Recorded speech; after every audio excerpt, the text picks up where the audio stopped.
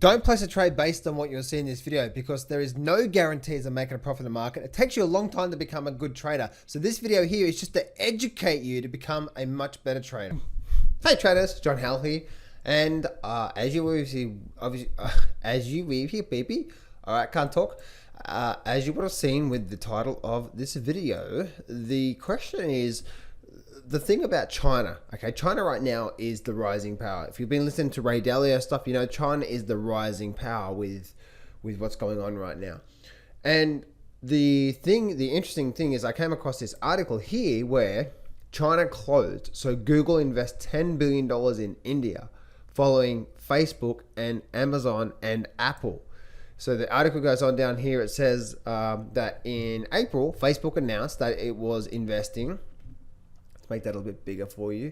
It was investing $5.7 billion in India. In January, it was Amazon investing $1 billion in India. Today, it's Google or its parent company, Alphabet, investing $10 billion in partnerships with infrastructure, so on and so forth. So you can see here, since China closed, the giants have to invest elsewhere, apparently. So the really interesting thing is that a lot of people, right, like you see everywhere, made in China, made in China, made in China. Is this the first sign of India becoming now a rising power, potentially? I wouldn't say that they're nowhere near as big as China, right, because China is absolutely huge.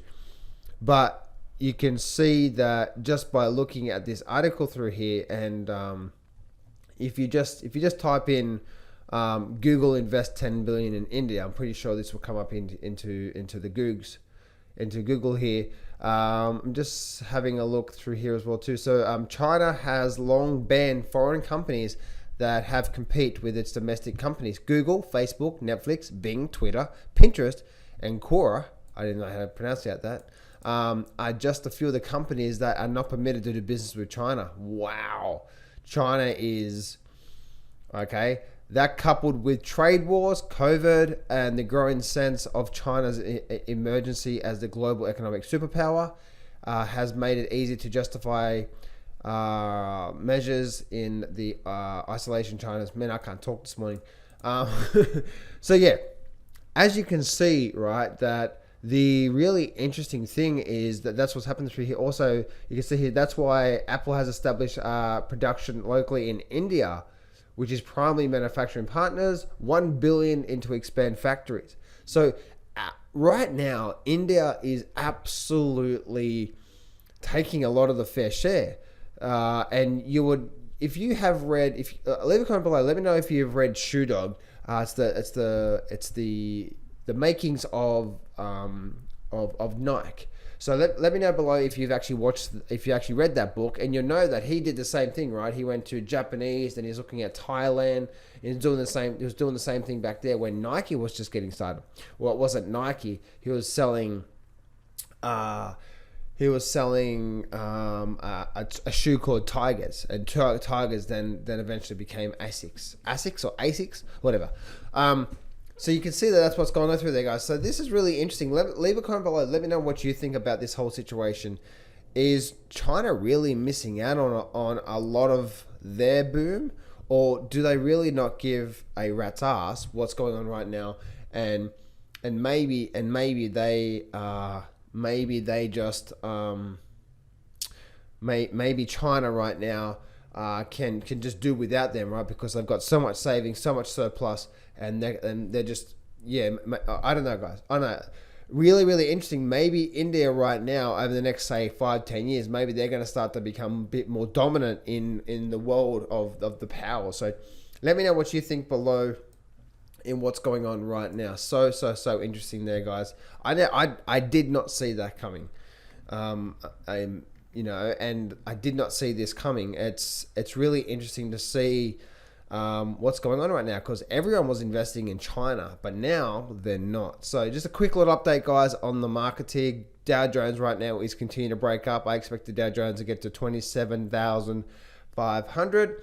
And also looking at silver and gold. Gold has continued to hold the $1,800 level through here. And also silver right now is continuing to run up towards my target, which is $20.50. So there's a quick little update, guys, on all the markets through here. Nothing much to say. If you've been watching my videos for last week, I'm not going to repeat myself, but just a quick little update on these things. S&P 500 is right at this resistance level. Do we start the break up and out? This whole band here is the gap, so I would not be too surprised if the S&P did break up through here and continue to flow through and close its gap.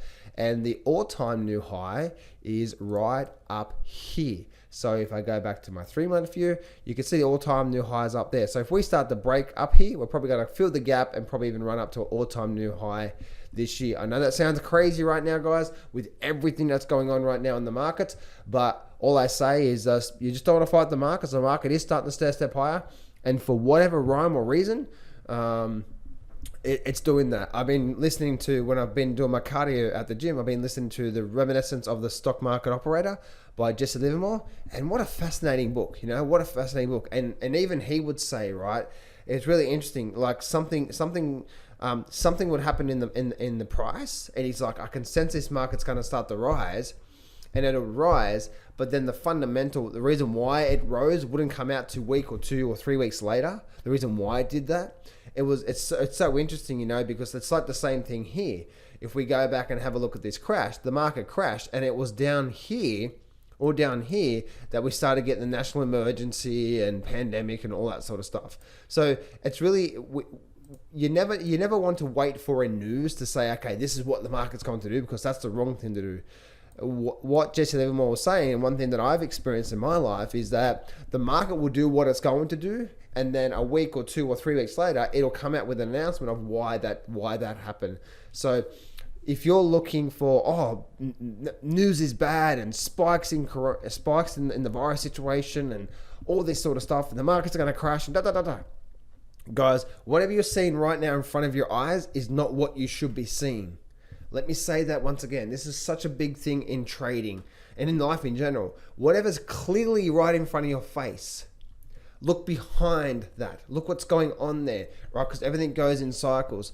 And, just like I was saying a minute ago, that the market fell first. We had a fall. And guys, if you're going to call this a crash, what happened here? It took a whole month, okay? Not one day, not even 1 week, right? It takes time for things to go down. So don't be trying to jump in really, really quickly. No FOMO.